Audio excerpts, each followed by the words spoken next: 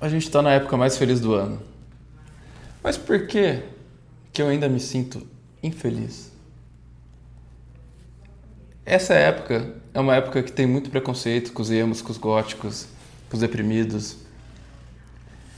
A gente cresceu achando que o Natal era aquela época de família, de reunir todo mundo. Só que uma coisa que ninguém fala é que muitas vezes o Natal não é tão feliz assim. E ele nunca foi tão feliz assim. A gente só era criança e não percebia. Antes que você saia do vídeo achando que eu sou um niilista, não, eu não sou contra o Natal e eu não sou contra a celebração. Mas uma coisa que a gente não para pensar é que muita gente se sente mal nessa época do ano. Porque tem vários motivos. O primeiro deles é que é uma época que é naturalmente uma época de final de ciclo. Porque o ano acaba em 31 de dezembro e aí a gente fica pensando, será que eu fiz tudo que eu poderia nesse ano?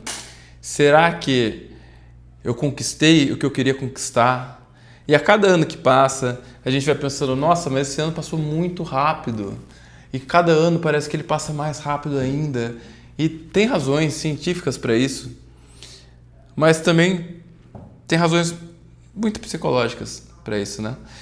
Primeira coisa, por que o ano passa mais rápido? Primeiro, porque a cada ano que passa, você viveu uma porcentagem maior da sua vida. Ou, pelo contrário, cada ano que passa, ele vale menos. Quando você é um bebê, a primeira semana da sua vida, ela é toda a sua vida. Tudo que você viveu até então foi uma semana.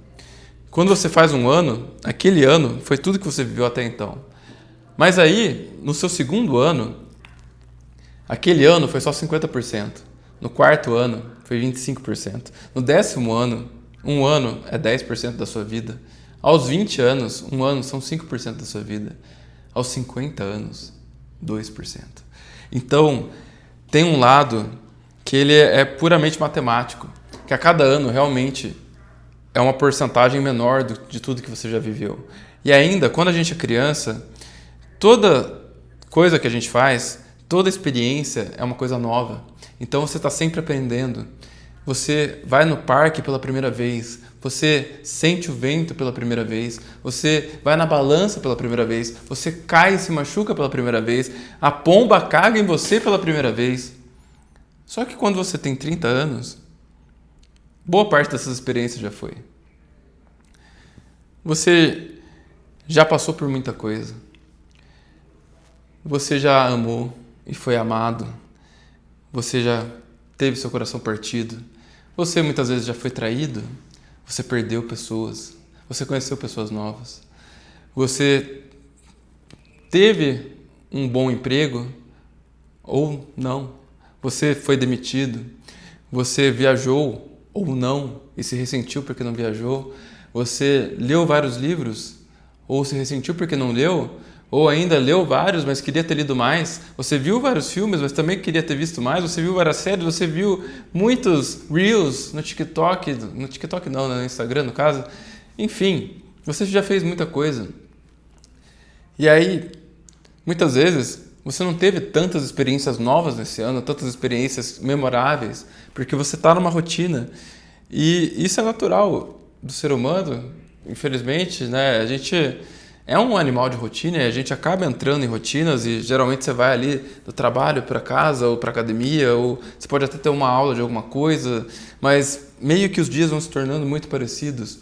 Então isso também dá essa impressão de achatamento do tempo, de que ao mesmo tempo que os dias demoram para passar, os anos passam muito rápido. E você tem essa impressão de que os anos passam muito rápido justamente porque os anos são muito parecidos. Por isso que as pessoas gostam tanto de viajar.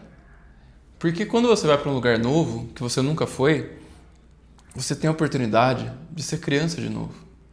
Você tem a oportunidade de ir num lugar banal. Você pode ir no supermercado e você vai achar muito legal.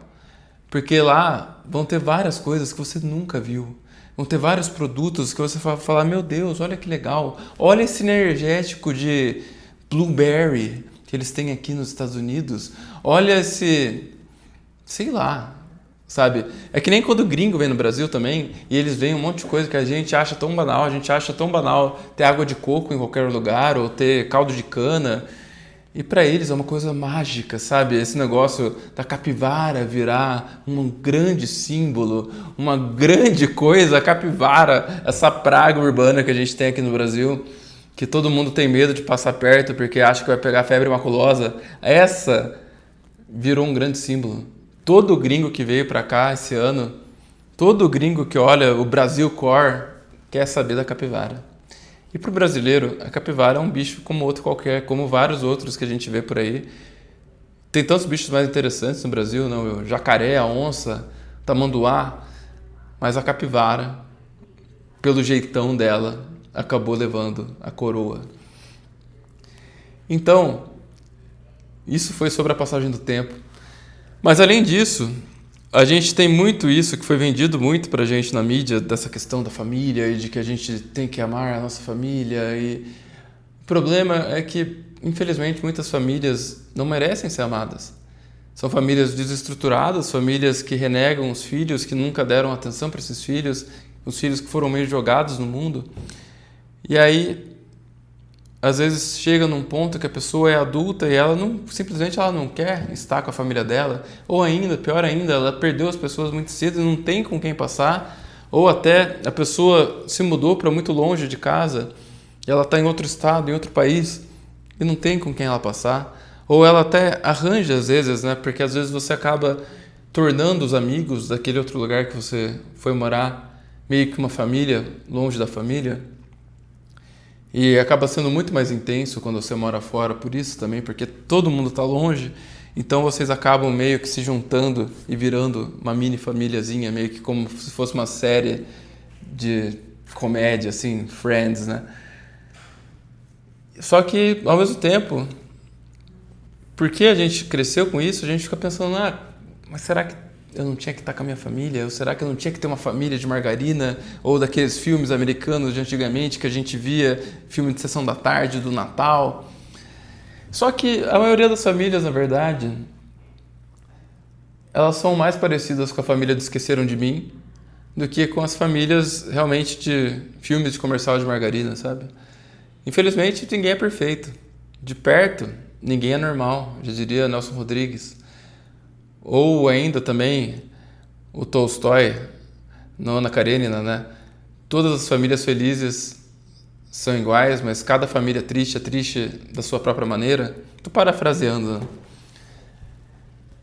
E, bem, final de ano é isso. Final de ano é uma época de reflexão, é uma época que a gente fica pensando, será que eu devia ter feito isso ou aquilo? Será que ano que vem vai ser diferente? Será que ano que vem, finalmente, eu vou conseguir realizar os meus sonhos?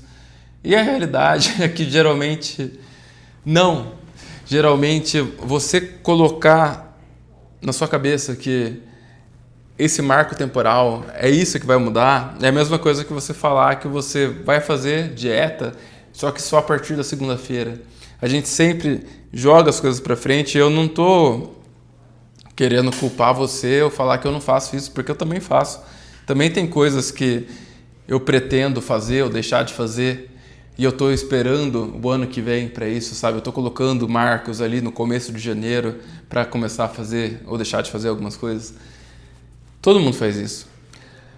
E eu não acho que é problemático a gente usar a nosso favor, aproveitar todo esse zeitgeist, né, que as pessoas estão querendo mudar e tal. Mas, ao mesmo tempo, a gente não pode usar isso de uma forma que a gente fale, não, agora eu vou entrar na academia, agora eu vou meter o shape, e você ir lá em janeiro e depois do carnaval abandonar e continuar pagando a academia e não ir nunca mais, sabe? Depois do carnaval parar de fazer a dieta certa e parar de, pelo menos na maior parte do tempo, tentar comer bem. Depois do carnaval, você parar de ler as 20 páginas por dia que você se propôs. Não adianta a gente fazer isso. Então, acho que acaba entrando tudo isso, né? Por que nessa época do ano, muitas vezes, muita gente acaba se sentindo mal, se sentindo triste, uma certa melancolia, porque é uma coisa de fim de ciclo é uma coisa de muitas vezes a gente ficar se comparando com os outros, ou ainda não se comparando com os outros, mas se comparando com uma visão ilusória de nós mesmos, uma visão imaginária, sabe? Um eu imaginário perfeito que fez tudo que eu queria ter feito, que fez tudo, que bateu todas as metas que tinha se proposto no início do ano. E infelizmente isso acaba descambando num certo perfeccionismo de algo que é irreal, é impossível você realmente fazer tudo a que você se propõe. Se você conseguiu fazer tudo a que você se propôs, quer dizer que você botou metas muito fáceis. Inclusive tem várias empresas dessas startups, empresas de tecnologia, próprio Google, que tem isso, né? Você coloca uma meta, mas o objetivo não é que você chegue no 10, sabe? De 0 a 10 ali, você quer chegar no 10 da meta. Porque se você chegar no 10, quer dizer que você não foi ousado, você não botou uma meta difícil o suficiente. Então a ideia, né, do Google, quando eles fazem as OKRs lá deles, é que você pega ali um 7, 6, assim, se for 8 já tá ficando ruim, porque você já não foi ousado o suficiente, sabe? Então tem isso também. Às vezes a gente coloca metas ousadas e aí obviamente que a gente não vai conseguir bater todas.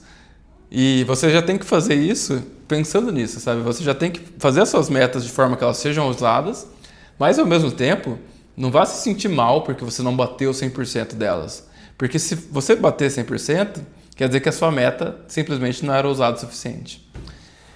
Espero que esse vídeo tenha servido de alguma ajuda para você e se serviu, se você teve algum insight, se vai te deixar um pouco menos melancólico ou pelo menos sentir que tem outras pessoas que pensam parecido e isso às vezes pode ajudar. Comenta aí o que você achou. Obrigado por assistir. Vou deixar mais um vídeo aqui para você assistir de próximo. Se estiver nessa época aí meio sem nada para fazer e tal, né? Não tô fazendo nada mesmo. Vou deixar aqui. Valeu, tamo junto, é nóis.